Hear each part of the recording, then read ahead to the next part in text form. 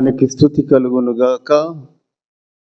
ఈ ఉదయకాల వాక్య భాగం అపోస్తుడైన పౌలు తిమోతికి వ్రాసిన 2వ పత్రిక 3వ అధ్యాయం 16-17 చదువుకుందాం. అపోస్తుడైన పౌలు తిమోతికి వ్రాసిన 2వ పత్రిక 3వ అధ్యాయం 16-17 వచనాలు. దైవజనుడు సన్నద్ధుడై ప్రతి సత్కార్యమునకు పూర్ణముగా సిద్ధపడిండునట్లు దైవావేశం వల్ల కలిగిన ప్రతి లేఖనము ఉపదేశించుటకును, ఖండించుటకును, తప్పుదిద్దుటకును, నీతి యందు శిక్ష చేయుటకును ప్రయోజనకరమై ఉన్నది. ఈ వాక్య భాగాన్ని తేళ్ల లింగమ్మ గారు చక్కగా చదివినిపించారు. సంఘపక్షమున ఆ వందనాలు చెల్లిస్తూ ఉన్నాను. ప్రార్థన చేసుకుందాం. పరిశుద్ధుడా మా తండ్రి, మా దేవ, ఈ ఉదయకాలం తండ్రి దేవ, మాకెన్నికిన్ని బాధలు, ఎన్నికిన్ని కష్టాలు పడుతూ ఉన్నాం. నీవైతే తప్పు దిద్దుటకు, ఖండించుటకు అధికారం గల దేవ, మమ్మల్ని సరైన మార్గంలో వాడుకొనమని తండ్రి బోధిస్తున్నన్ను సిలువ చాటున మరుగుపరిచి నీకే మహిమగన చెల్లిస్తూ యేసు క్రీస్తు పేరట అతి వినయముగా వేడుకొనుచున్నాను తండ్రి, ఆమేన్. లేఖనములో, ప్రతి లేఖనములో కూడా చదవటానికి చాలా చిన్న వాక్యం కనిపిస్తుంది, కానీ దాని అర్థాలు చాలా వేరుగా ఉంటాయి. అర్థాలు చాలా వేరుగా ఉంటాయి. మనం గమనిస్తే మనం ప్రతిరోజు కూడా ఉదయాన్నే లెగిచిన తర్వాత అనేకమైన సమస్యలు, అనేకమైన బాధలు, అనేకమైన ఆలోచనలు ఎందుకు మనకు ఉంటాయో తెలుసా? ఎందుకంటే అసలు ఈ జీవితం ఎందుకు మనం వచ్చాము, దేవుడు మనల్ని ఎందుకు సృష్టించాడు, కారణం ఏమిటి, ఈ బాధలకి అసలు కారణం ఏమిటి, ఈ విషయాన్ని పరిశీలించినట్లయితే మనం కొన్ని విషయాలు గమనిద్దాం. వీటికి కష్టాలు ఎవరు? ఒక కుటుంబములో అనేక సమస్యలు ఉంటాయి. ఒక కుటుంబములో అనేక సమస్యలు ఉంటాయి, అనేక బాధలు ఉంటాయి. ఆ సమస్యలకు, ఆ బాధలకు కారణము ఎవరు? మనకైతే తెలియదు, కానీ ఇటువంటి చిక్కు ముడులు మనకి తెలియాలంటే, ఈ కష్టాలు ఎలా వచ్చినో మనకు తెలియాలంటే బైబిల్ గ్రంథాన్ని పరిశీలించాలి. బైబిల్ గ్రంథాన్ని పరిశీలించాలి. దేవుడు మనకి చక్కటి వాక్యాన్ని మనకు ప్రసాదిస్తూ ఉన్నాడు. ఏమిటా వాక్యం? మనం చూసినట్లయితే, మనం గమనించినట్లయితే, చెప్పయ్యా సుభాకర్.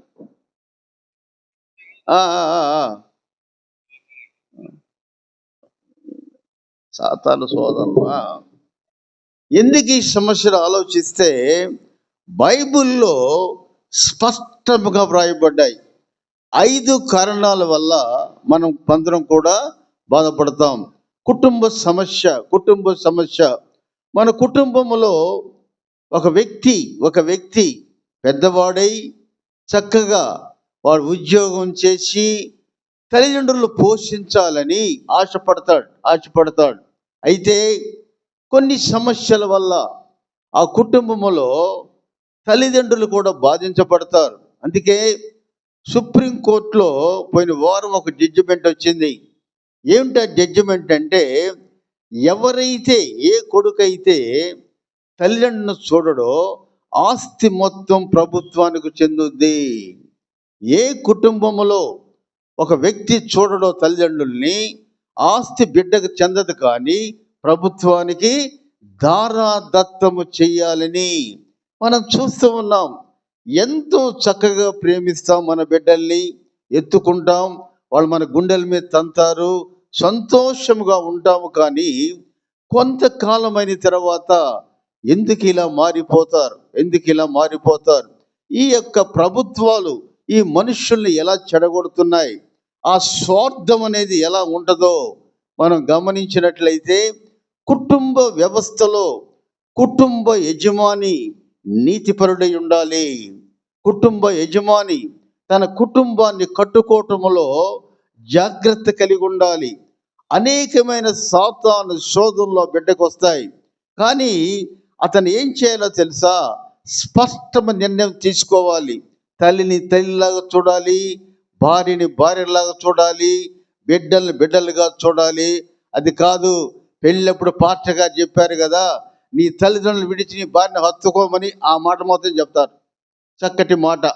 నీ తల్లిదండ్రులను విడిచి నీ భార్యను హత్తుకుని ఒకడురా చెప్పింది ఆ మాట. అట్లాగే దాని అర్థం ఏమిటంటే విడిచిమో కాదు, వాళ్ళతో పాటు కలిసి జీవించి బిడ్డల భవిష్యత్తు తీసుకురావాలి. ఒక వ్యక్తి ఎలా డెవలప్ అవుతాడో మనం పరిశీలించినట్లయితే ఆ కుటుంబ వ్యవస్థలో కొత్త వారు చేరినప్పుడు ఆ కుటుంబం అల్లకల్లమైపోతుంది. కొంతమంది వివాహం కాకముందే ఫుల్ ట్రైనింగ్ వేస్తారు. Full training. భర్తను ఎలా కాజేయాలి, అత్తను ఎలా హింసించాలి, ఎలా చేయాలి, ఈ ఆలోచనలతో వచ్చి కుటుంబ వ్యవస్థని నాశనం చేసినట్లుగా మనం గమనించాలి. అయితే 5 విషయాలు మనం గమనిద్దాం. ఈ 5 విషయాల్లో మన కుటుంబ వ్యవస్థ ఎలా ఉందో కొన్ని విషయాలు మనం గమనించినట్లయితే 5 విషయాలు చూద్దాం. మొట్టమొదటి విషయం ఏమిటంటే చెడ్డ ప్రభుత్వం లేక చెడ్డ మనుషుల వల్ల అగచోట్ల పడుతున్నాం. రెండవది చూస్తే ఈ మత పెద్దలు సంఘస్థుల్ని ఎలా వాడుకుంటారో తెలుసా? తన స్వార్థానికి వాడుకొని బైబిల్ వాక్యం ఏం చెప్తుంది? తప్పుదిద్దాలి, ఖండించాలి, అలా ఇంకా అనేక విషయాలు జాగ్రత్తగా ఉండాలని చెబుతూ ఉంటే వీళ్ళు ఏం చేస్తారంటే తమ స్వార్థానికి సంఘస్థులను వాడుకుంటారు. మూడవది చూస్తే అపరిపూర్ణ కోరికలు. మనకున్న ఆదాయం ఎంత, మన పరిస్థితులు ఎంత, ఎలా జీవిస్తున్నాం, ఈ పక్కన పెట్టి ఫలాని సువార్తమ్మ బ్రహ్మాండమైన బిల్డింగ్ కట్టింది, లేక కుర్పమ్మ కారు, మనకెందుకు అవన్నీ? నీ భర్త ఎంత సంపాదిస్తాడో ఆ కోరికల్లోనే మనం ఉండాలి. తర్వాత దురాత్మల అజమాయిషి. నిన్న క్లోపేటలో చనిపోయింది. కేవలం దుర్వాత్మతోనే చనిపోయింది ఆమె. ఎందుకు? నువ్వు ఏం చేస్తున్నావో అవన్నీ కూడా గమనించుకోవాలి. వివరాలు వద్దు. చివరిగా మనం లాస్ట్ డేస్లో జీవిస్తూ ఉన్నాం.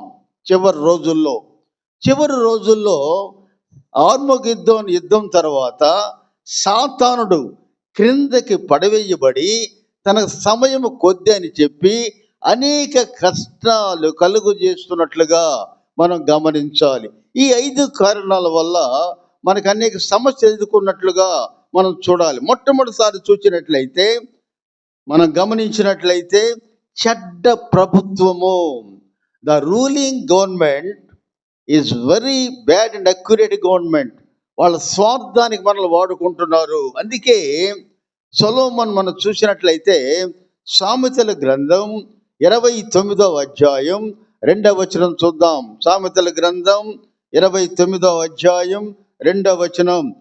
నీతి మంతులు ప్రబలినప్పుడు ప్రజలు సంతోషింతురు, దుష్టుడు ఏలినప్పుడు ప్రజలు నిట్టూర్పులు విడుతురు.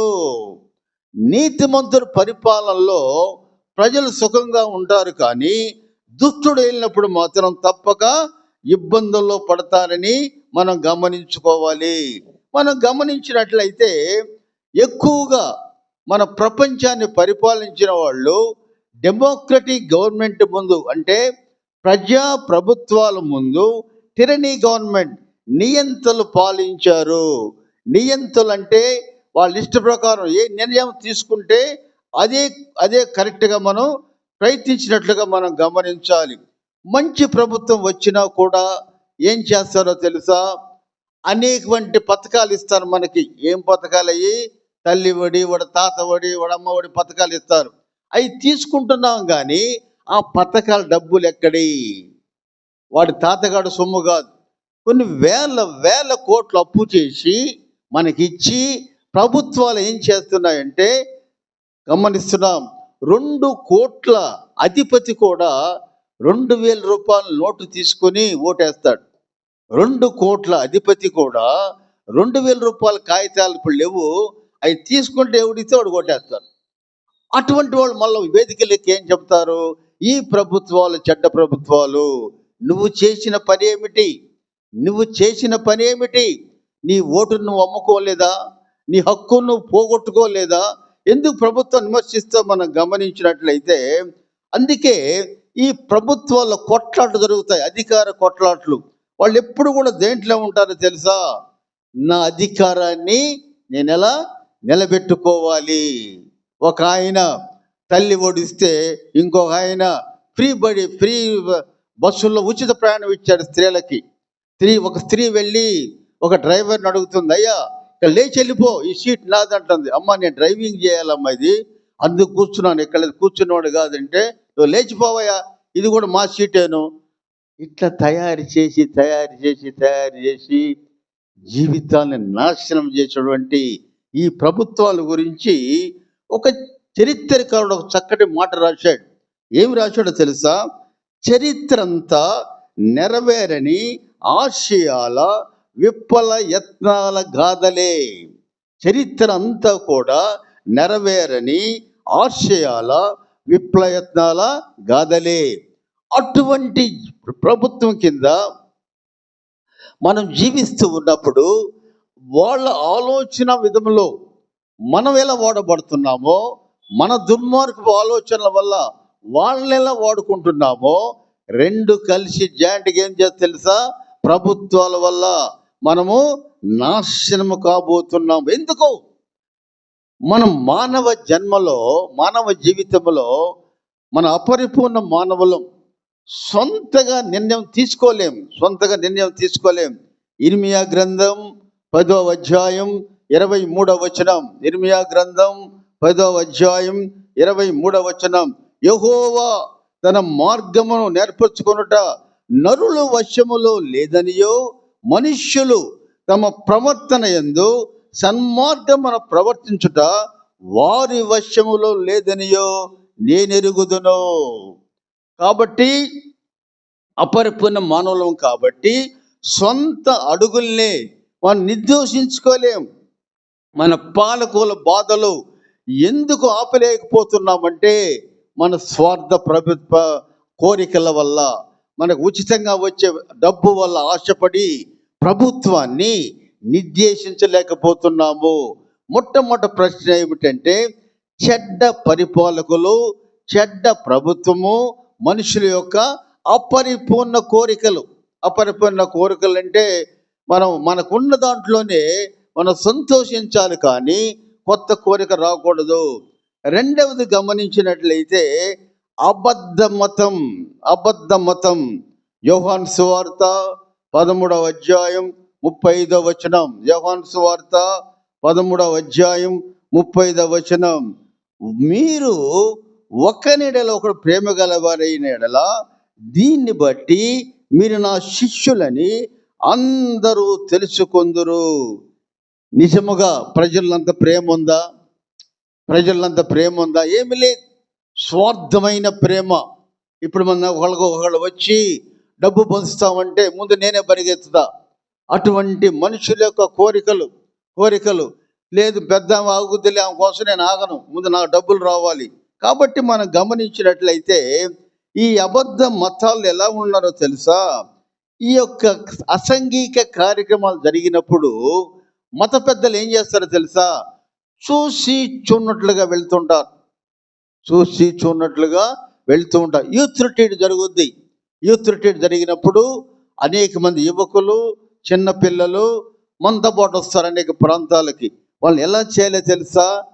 కర్ర పట్టుకొని ఖండించాలి. నువ్వు వాళ్ళు మాట్లాడుతున్నప్పుడు నువ్వు సెల్ ఫోన్ లాక్కోవాలి. వాళ్ళు మాట్లాడేటప్పుడు నువ్వు అడ్డుపడాలి. అంతేకాని ఒకళ్ళని అడ్డుపడితే మా సంఘానికి రాడేమో, ఆ అమ్మాయి మా సంఘానికి రాదేమో అనే దుర్మార్గపు ఆలోచనలు మత పెద్దలు కలిగి ఎలా జీవిస్తా తెలుసా?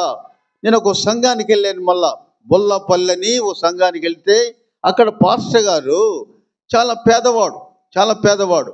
అతను ఏం చేస్తున్నాడంటే మధ్యాహ్నం పూట సాంబారు గోంగూర పచ్చడి వేసి వచ్చి వాళ్ళకి అన్నం పెడుతున్నాడు. తినేవాళ్ళు దిట్టంగా ఉన్నారు, దున్నపోతులు ఉంటున్నారు. నేను అడిగా, పాస్టర్ గారు మీకే లేదు కదా, ఎందుకు తిండి పెడతా? అయ్యా పెట్టకపోతే రారయ్యా. ఇటువంటి దుర్మార్గులు మనం. తిండి పెట్టాలా, అన్ని చేయాలా, అప్పుడు మాత్రమే వస్తాం. బైబిల్ గ్రంథములు ఏం చెప్తుందో తెలుసా? తప్పుని తప్పుగా ఖండించాలి. నీ యువకులు, నీ కొడుకు, నీ కోడలు, లేక నీ బిడ్డలు అంటే అపరిపూర్ణ కోరికలు ఎలా ఉంటది? ఓసారి ఒక ఎంపీ గారు నన్ను అడిగారు, అయ్యా మాకు ఒక చక్కటి జోకు చెప్పయ్యా అని. నేనేం చెప్పానంటే, శ్రీనివాస్ రెడ్డి గారు ఆయన పేరు, ఎంపీ శ్రీనివాస్ రెడ్డి గారు, ఒక జోకు చెప్పాను. ఏంటంటే, పొదిలి వాస్తవ్యులు, దర్శి వాస్తవ్యులు వాళ్ళు వెళ్ళి, అయ్యా సముద్రం కొత్తపట్నంలోనే ఉండాలా, మాకెందుకు రాకూడదయ్యా అని అడిగితే, ఆ ఎంపీ ఏమన్నాడు తెలుసా? రేపు పార్లమెంట్లో మాట్లాడి సముద్రాన్ని పొదిలికి దర్శికి తీసుకొస్తాడు. బొంద చేసుకొస్తాడా? ఏం తీసుకొస్తాడు? పొదిలికి దర్శి సముద్రాన్ని. ఎక్కడ ఉండాలి సముద్రం? కొత్తపట్నంలో ఉండాలా. ఈ దర్శి వాళ్ళకి పొదిలి వాళ్ళకి సముద్రాలు ఏడు నుంచి వస్తాయి, ఎక్కడి నుంచి వస్తాయి? అటువంటి కోరికలు. ఈ కోరికలు కోరేటప్పుడు ఇది జరిగేయా కాదా? వాళ్ళు కూడా రాజకీయ నాయకులు ఏమంటారంటే, అయ్యా తప్పక నీ కోరిక నెరవేరుస్తానయ్యా. ఎక్కడి నుంచి చేస్తాడు తెలుసా? కొత్తపల్లి నుంచి సముద్రం తవ్వి పొదిలి దర్శిలో పెట్టి అందరికి సముద్రం ఇస్తాడంట వాడు. చూద్దాం, యాకోబు పత్రిక 1వ అధ్యాయం 14 వచనాలు చూద్దాం. యాకోబు పత్రిక 1వ అధ్యాయం 14-15 వచనాలు. ప్రతి వాడును తన స్వకీయమైన దురాశ చేత ఈడ్వబడి మరులు కొల్పబడిన వాడై శోధింపబడును. దురాశ గర్భము ధరించి పాపమును కనగా పాపం పరిపక్వమై మరణమును కనును. కాబట్టి మన శరీర ఆశలు మనకున్న లిమిట్స్ దాటి ఎప్పుడైతే నువ్వు ఆలోచిస్తావో నీ స్వార్థమైన కోరికలు నిన్ను నాశనం చేస్తాయి. అందుకే పౌలు ఒక చక్కటి మాట రాస్తున్నాడు. అపోస్తుడైన పౌలు ఎఫెసీయులకు రాసిన పత్రిక 2వ అధ్యాయం 3వ వచనం. అపోస్తుడైన పౌలు ఎఫెసీయులకు రాసిన, శరీరము యొక్కయో మనసు యొక్కయో కోరికలు నెరవేర్చుకొనుచు మన శరీరాలను అనుసరించి మునుపు ప్రవర్తించుచు కడమ వారి వలె స్వభావం సిద్ధంగానే దేవుని ఉగ్రతకు పాత్రులై ఉంటిమి. అయితే చెడ్డ కోరికలు తెచ్చుకునే అవకాశం మన ముందు ఉన్నప్పుడు దాన్ని మనం ఖండించాలి. దేవుడికి ఏదైతే ఉగ్రతగా ఉంటుందో, దేవుడికి ఏదైతే ఇష్టముగా ఉండదో దాన్ని ఎప్పుడైతే మనం దూరంగా పెడతామో అప్పుడు మనము అపరిపూర్ణ కోరికల్ని జయిస్తాం. అందుకే మనుష్యులు చెడ్డ అలవాటై బానిసలై ఎలా చేస్తున్నారో తెలుసా? అందరికి కూడా అసహ్యంగా జీవిస్తూ ఉన్నారు. అపోస్తుడైన పౌలు రోమీయులకు రాసిన పత్రిక 8వ అధ్యాయం 22వ వచనం. అపోస్తుడైన పౌలు రోమీయులకు రాసిన పత్రిక 8వ అధ్యాయం 22వ వచనం. సృష్టి యావత్తు ఇది వరకు ఏకగ్రీవముగా మూలుగుచు ప్రసవ వేదన పడుచున్నదని ఎరుగుదుము. మన కోరికలు, మన అపరిపూర్ణ కోరికలు, మన జీవించే విధానం, ఈ భూమి కూడా ప్రసవ వేదనతో బాధపడుతూ ఉంది. 4వది గమనిస్తే సాతాను యొక్క అజమాయిషి, దురాత్మల యొక్క అజమాయిషి. అపోస్తుడైన పౌలు కొరింథీయులకు రాసిన 2వ పత్రిక 4వ అధ్యాయం 4వ వచనం చూద్దాం. అపోస్తుడైన పౌలు కొరింథీయులకు రాసిన 2వ పత్రిక 4వ అధ్యాయం 4వ వచనం. దేవుని స్వరూపై ఉన్న క్రీస్తు మహిమను కనుపరుచు సువార్త ప్రకాశము వారికి ప్రకాశముల నిమిత్తము ఈ యుగ సంబంధమైన దేవత అవిశ్వాసులైన వారి మనోనేత్రములకు గురుడ్డితనము కలుగు చేశను. నీకేం అర్థం కాదు, నువ్వు ఎలా కోరుకుంటున్నావో, నీ కోరికలు ఏమిటో, నీ జీవితం ఏమిటో. ఎందుకో తెలుసా? సాతానుడు దురాత్మ చేత నిన్ను ఆవరించి నిన్ను చెడ్డ మార్గములో నడిపిస్తూ ఉన్నాడు. సాతానుడు క్రిందకి పడదేయబడతాడు. ప్రకటన గ్రంథం 12వ అధ్యాయం 9వ వచనం. ప్రకటన గ్రంథం 12వ అధ్యాయం 9వ వచనం. కాగా సర్వలోకమును మోసపుచ్చుచు అపవాదనియు సాతాననియు పేరు గల ఆది సర్పమైన ఆ మహాగఢ సర్పము పడద్రోయబడిను. అది భూమి మీద పడదోయబడిను. దాని దూతలు కూడా దానితో కూడా పడదోయబడిరి. ఈ సాతానుడు ఏం చేస్తాడంటే బలహీన ఘటాల్ని వశపరుచుకుంటాడు. Week mind. కొన్నిసార్లు మనం ఎలాగైతే కొన్ని ఇబ్బందుల వల్ల కష్టాల్లో ఉంటామో అటువంటి వారిని కష్టాలు తీర్చే మార్గం చూపిస్తున్నట్లుగా నిన్ను నన్ను వలవేసి పట్టుకుంటాడు. అక్కడ నువ్వు జాగ్రత్త కలిగి ఉండాలి. అపోస్తుడైన పౌలు ఎఫెసీయులకు రాసిన పత్రిక 6వ అధ్యాయం 12వ వచనం. అపోస్తుడైన పౌలు ఎఫెసీయులకు రాసిన పత్రిక 6వ అధ్యాయం 12వ వచనం. ఏలయనగా మనం పోరాడునది శరీరులతో కాదు, ప్రధానులతో గాను అధికారులతోనూ ప్రస్తుత అధికార సంబంధులకు లోకనాథులతోనూ ఆకాశ మండలమందున్న దురాత్మల సమూహంతో పోరాడుచున్నాము. అంటే సాతానుతో మనం పోరాడుతున్నాం. ఈ యొక్క సాతాను ముఖ్య పని ఏమిటంటే మనల్ని దేవుడి నుంచి దూరపరుస్తుంది. మనకు దేవుణ్ణి కలవనివ్వదు. కాబట్టి అందుకే దేవుడు ఆ ప్రమాదాల గురించి హెచ్చరిస్తూ ఒక వాక్యం చెప్తూ రాస్తూ ఉన్నాడు. యాకోబు గ్రంథం 4వ అధ్యాయం 7వ వచనం. యాకోబు గ్రంథం 4వ అధ్యాయం 7వ వచనం. కాబట్టి దేవునికి లోబడి ఉండుడి, అపవాదిని ఎదిరించుడి, అప్పుడు వారు మీ యొద్ద నుండి పారిపోవును. అపవాది మనం చూసి పారిపోవాలి, కానీ మనం ఏం చేస్తున్నాము? అపవాదిని చూసి పారిపోతున్నాం. ఒక స్త్రీ ఒక చోటకు వెళ్ళింది, ఒక చెన్నై నగరానికి వెళ్ళింది. వాళ్ళంతా హైందవ మతం అవలంబిస్తున్నారు. ఈమె చేత బొట్టు తీపిచ్చి కాళ్ళకి మెట్లు తీపిచ్చి అన్ని కార్యక్రమాలు చేసిన తర్వాత ఇంటికి వచ్చింది. ఆమెలో దురాత్మ ఈమెలోకి వచ్చింది. 3 నెలలు కుటుంబాన్ని అల్లాడిచ్చింది. 3 నెలలు అల్లాడిచ్చి చివరికి భగవాన్ దాస్ ప్రార్థన చేస్తున్న సమయంలో కిందపడి చనిపోయింది. మేము 3వ లైన్లో 3 రోజుల నుంచి ఆ రోడ్డుకి వెళ్ళటం వల్ల ఏడ మమ్మల్ని పట్టుకుంటుందని ఈ పక్కకి వెళ్తున్నాం. పక్కకి అపవాది ఎలా ఉంటుందంటే బలహీనులు, మా పోటోళ్ళు, మేమంతా బలహీనులు. మమ్మల్ని పట్టుకుంటుంది. కొంతమంది గయ్యాళ్ళు ఉంటారు, వాళ్ళని పట్టుకోదు. మమ్మల్ని మాత్రమే పట్టుకుంటుంది సాతానుడు. అందుకని మేము దూరంగా వెళ్ళిపోతుంటాం అపవాదికి. ఇక్కడ ఏం జరుగుతుందో తెలుసా? దేవునికి లోబడి ఉండుడి. ఎప్పుడైతే దైవాత్మ నీలో ఉంటుందో సాతాన్ని ఎదిరిస్తావు. 5వది మనం గమనిస్తే we are living in the last days. చివరి రోజుల్లో జీవిస్తూ ఉన్నాం. చివరి రోజులు ఎలా ఉంటాయో పౌలు తన శిష్యుడైన తిమోతికి రాశాడు. ఈ చివరి రోజులు ఎలా ఉంటాయో పౌలు తన శిష్యుడైన తిమోతికి రాశాడు. చూద్దాం.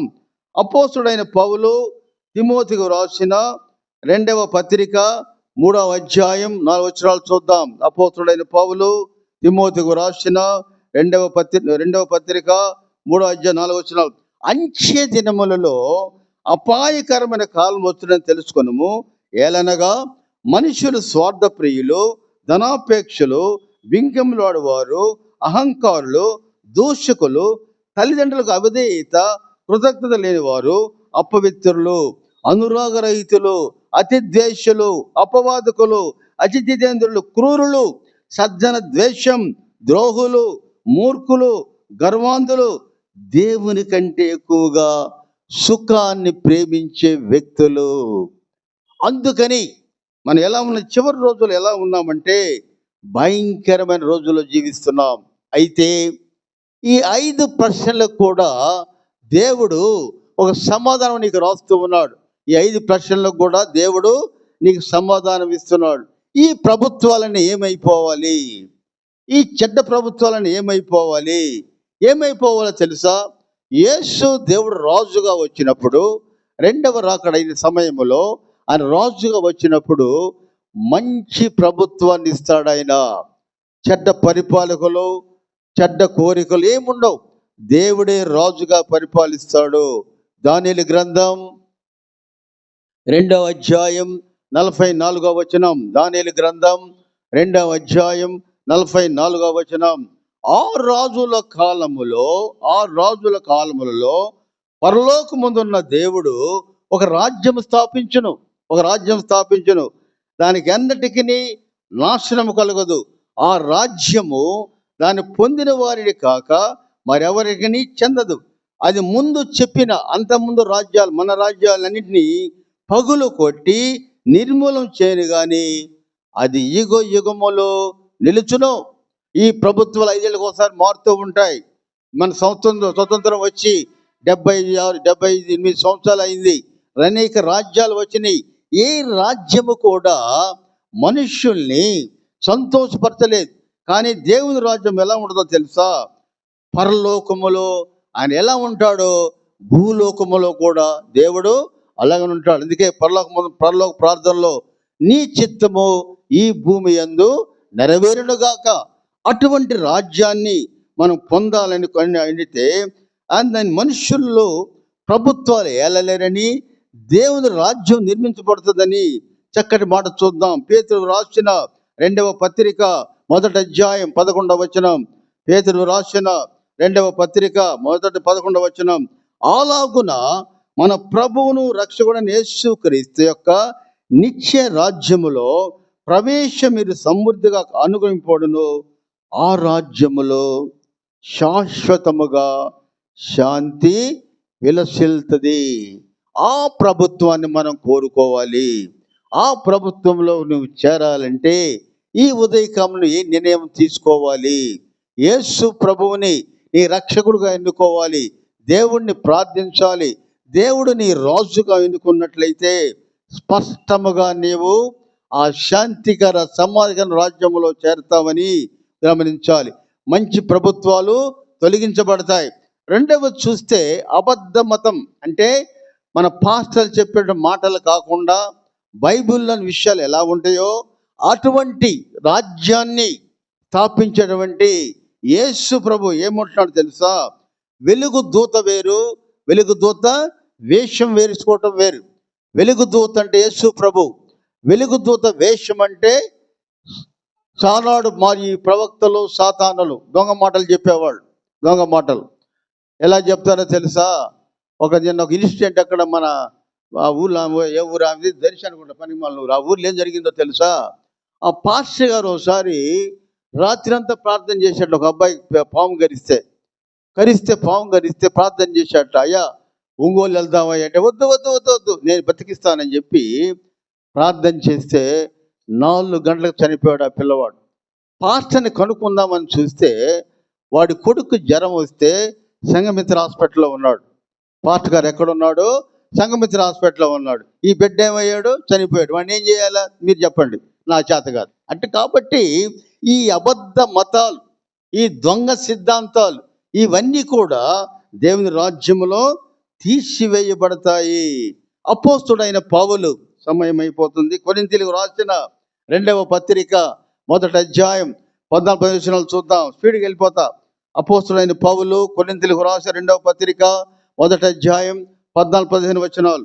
సాతాను తానే వెలుగుదూత వేషం ధరించుకున్నాడు కనుక వారి పరిచారకులు నీతి పరిచారకుల వేషం ధరించుకోవడం గొప్ప సంగతి కాదు. వాళ్ళ క్రియలు చొప్పున వాళ్ళకి అంతము కలుగును. ఇది ఆశ్చర్యము కాదు.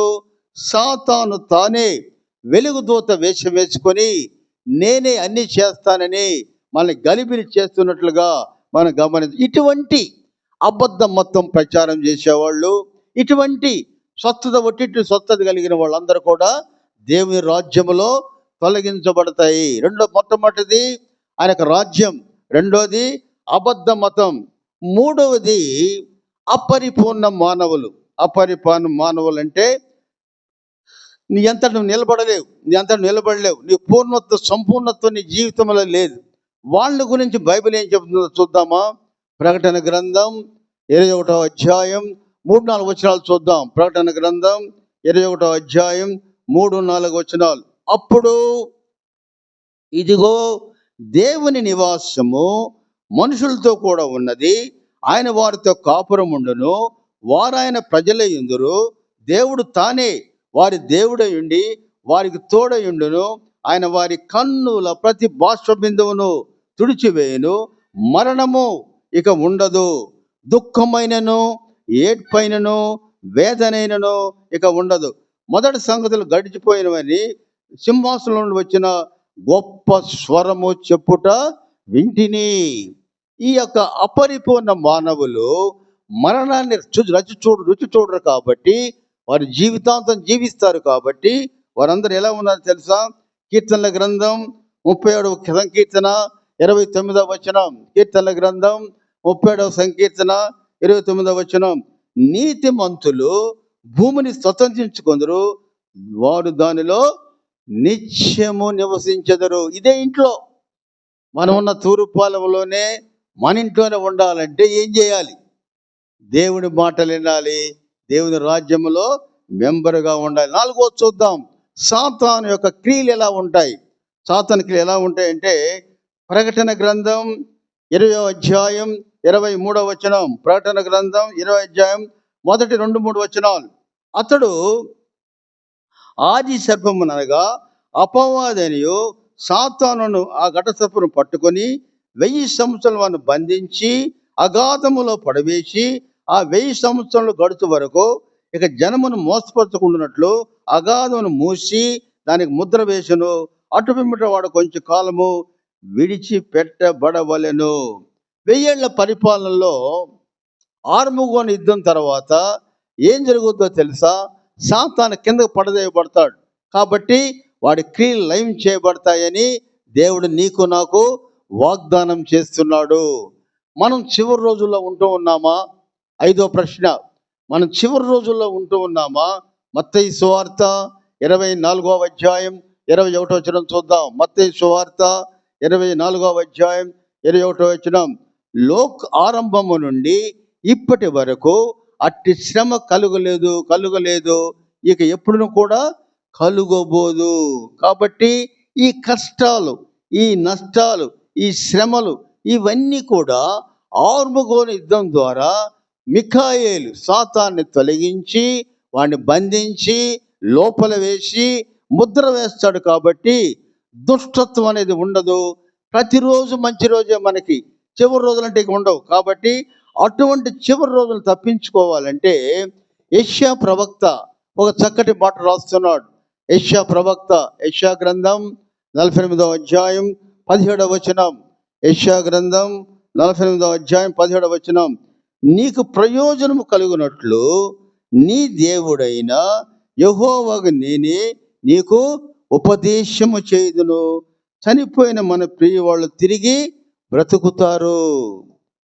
మన యెషయా గ్రంథం చూసినట్లయితే మృతులైన వారు మరలా సజీవులు అవుతారు. భయపడక్కర్లేదు. ఒకవేళ లోకంలో చనిపోయినా మన తల్లిదండ్రులు మళ్ళీ మనం చూడవచ్చు, మన బంధువులను మళ్ళీ చూడవచ్చు. అటువంటి వారు కూడా మళ్ళీ వస్తున్నారు. కాబట్టి ఇక లాస్ట్ డేస్ అనే దానికి తెర పడుతుంది. కాబట్టి యెహోవా దేవుడు యేసు ప్రభువు ఏం చెప్తున్నాడో తెలుసా? ప్రకటన గ్రంథం 21వ అధ్యాయం 5వ వచనం. ప్రకటన గ్రంథం 21వ అధ్యాయం 5వ వచనం. ఇదిగో సమస్తమును నూతనముగా చేయుచున్నాను. మనం చూసామన్నట్లయితే చివరిగా 5 విషయాలు గమనించుకుందాం. మొట్టమొదటి విషయం ఏమిటంటే, చెడ్డ ప్రభుత్వం వల్ల మనకు కలిగే నష్టాలు. యేసు ప్రభువు శాశ్వతమైన లోకాన్ని ఆయన సృష్టిస్తాడు, పెడతాడు కాబట్టి, ఆయన పరిపాలిస్తాడు కాబట్టి చెడ్డ ప్రభుత్వము ఉండదు.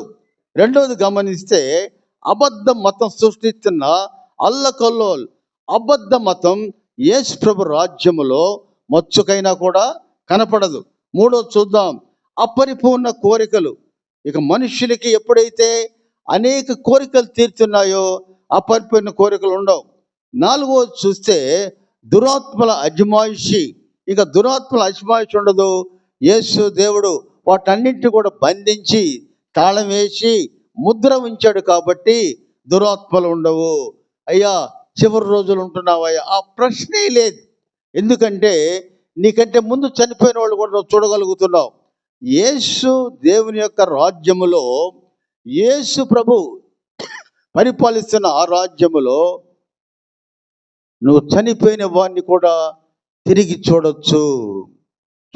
ఎలా తెలుసా? నీకు తెలియదు.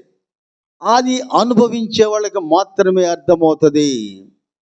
నేను ఒక యూత్ మీటింగ్లో మాట్లాడుతూ ఉన్నాను. మా నాన్నగారు నాకు 2.5 సంవత్సరాలు చనిపోయాడు. అలా ఎలా ఉంటాడో నాకు తెలియదు. I don't know the figure of my father. నా తండ్రి ఎలా ఉంటాడో కూడా నాకు తెలియదు. మా అక్కకు మాత్రమే తెలుసు. అయితే నీవు ఎప్పుడైతే నేను వాని యొద్దకు పోవాలి కానీ వాడు నా యొద్దకు రాడనే వాక్యాన్ని నమ్మి దేవునితో సంబంధం కలిగి ఉంటావో, దేవునితో నిజమైన ప్రేమ కలిగి ఉంటావో, నువ్వు చనిపోయి 2వ రాకడలో మళ్ళా తిరిగి లేపబడి నీ తండ్రిని ఆత్మస్వరూపముతో చూడగలుగుతావు. అదే క్రైస్తవుల నిరీక్షణ.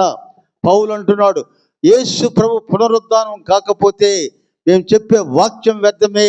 బైబిల్ని పట్టుకోవాలి, బైబిల్ని నమ్మాలి. నీ తల్లిదండ్రులు పోగొట్టుకున్నావు, నీ బంధువులు పోగొట్టుకున్నావు, నీకు తెలియదు. వాని మరలా నువ్వు చూడాలంటే 2వ రాకడ సమయంలో దేవుడు తన రాజ్యములో అందరికి మళ్ళా ఆ 1000 ఏళ్ల పరిపాలన అందరికి అవకాశం ఇస్తాడు. కాబట్టి అప్పుడు చూడగలగాలంటే ఇప్పుడు నువ్వేం చేయాలో తెలుసా? నీ బ్రతుకు మార్చుకో, నీ మనసు మార్చుకో, నీ సమయాన్ని దేవుడికి, నీ సమయంలో ఎక్కువ భాగాన్ని దేవుని ప్రార్థించు, దేవునితో సంబంధం కలుగు, దేవునితో స్నేహం చేయి, నీ కోరికలు తీర్చబడతాయి. దేవుడు అలా మనల్ని నిర్దేశించాలని కోరుకుంటూ ఈ కొద్ది మాటలతో ముగిస్తున్నాను. ప్రార్థన చేసుకుందాం.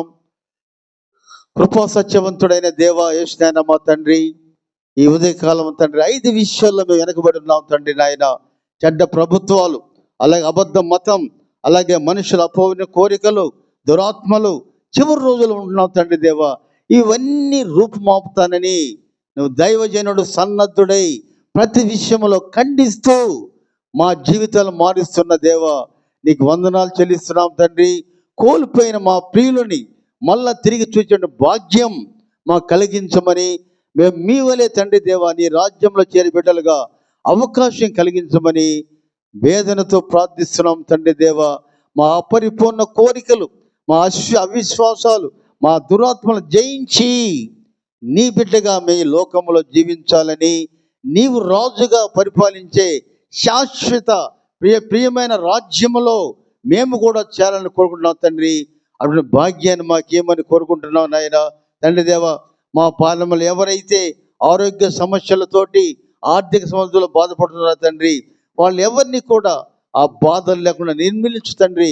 నీ రాజ్యంలో ఎలాగుండదో తండ్రి, ప్రతి బాష్ప బిందువును నేను తుడిచివేస్తాను ప్రమాణం చేస్తున్న దేవ. మా పాలన ప్రతి బిడ్డను దర్శించు తండ్రి.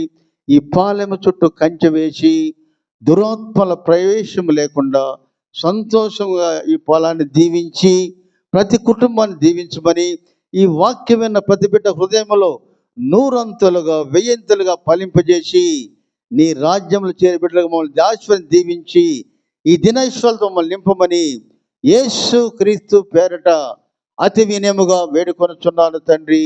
ఆమేన్. క్రీస్తు యేసు యొక్క రక్షణయు పరిశుద్ధాత్మ అన్యోన్య సహకారం చేరి ఉన్న ప్రతి బిడ్డకి, వారి కుటుంబాలకి ఒక్కొక్కరుగా కుటుంబపక్షంగా తండ్రి దేవ వాళ్ళు కంచి వేసి కావలిండును గాక. ఆమేన్, ఆమేన్, ఆమేన్. అందరికి వందనాలు.